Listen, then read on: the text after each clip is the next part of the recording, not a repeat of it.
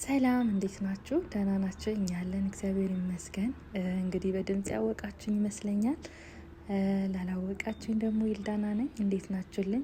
ዛሬ እንግዲህ አሪፍና የሚያማምር ነገር ነው ይዤላችሁ የመጣሁትና እንዴት ነው ቤተሰቦች አያምሩም? እኔ በጣም ነው የወደድኳቸውና ውድ ቤተሰቦች እናንተም እነዚህ የመሳሰሉ ሶፋዎች፣ ዳይኒንግ፣ ሙሉ የፈርኒቸር ውጤቶች ማዘዝ ከፈለጋችሁ እዚህ ባለው ስልክ መደወል ትችላላችሁ።